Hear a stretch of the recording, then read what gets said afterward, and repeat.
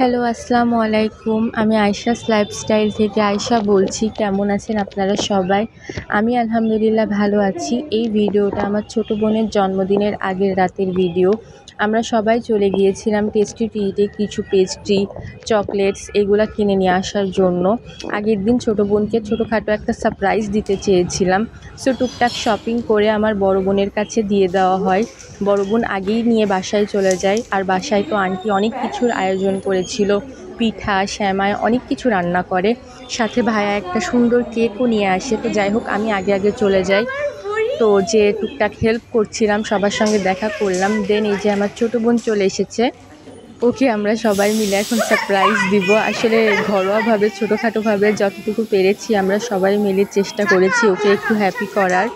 কুহুর ফেসটা একদম দেখার মতো ছিল, এত হাসি খুশি, মানে কি বলবো, দেখেই মাশাল্লাহ খুব ভালো লাগছিল। পরে ওকে চোখ ধরে রুমে নিয়ে আসি। এখানে সব কিছুই আমার বড় আপু সাজিয়েছে, অনেক কষ্ট করেছে ভাইয়া আপু দুইজন মিলেই। ও এত বেশি হ্যাপি হয়ে যায় কি বলবো, মাশাল্লাহ মাশাল্লাহ। আপনারা সবাই আমার ছোটো বোনের জন্য, আমার পরিবারের জন্য দোয়া করবেন।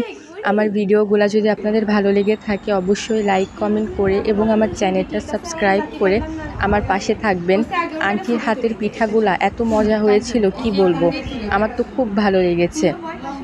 যাই হোক, এখানে আমার ছোটো বোন যেই কেক পছন্দ করে ভাইয়া সেই কেকটাই নিয়ে এসেছে।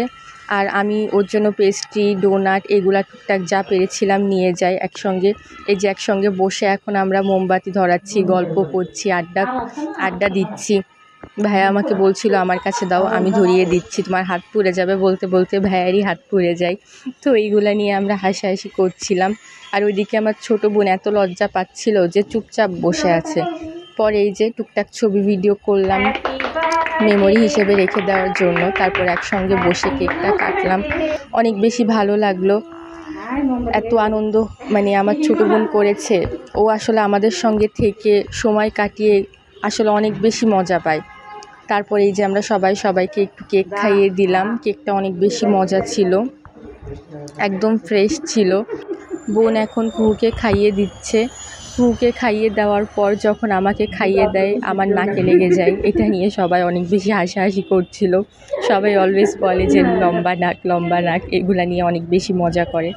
তো যাই হোক, বোনকে যখন কেউ খাইয়ে দিল না, বোন একাই খাওয়া শুরু করে, তখন আম্মু বলছিল তোরা কেউ ঈশানকে খাইয়ে দে, মানে আমার জিজুর কথা বলছিল, ভাইয়ার কথা বলছিল।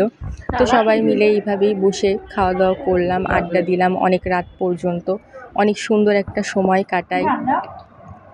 এই যে সবাই খেতে বসেও পড়েছি, তখন হচ্ছে সবাই গল্প করছিলাম। তো যাই হোক, আপনারা সবাই ভালো থাকবেন, আমাদের জন্য দোয়া করবেন। আল্লাহ হাফেজ।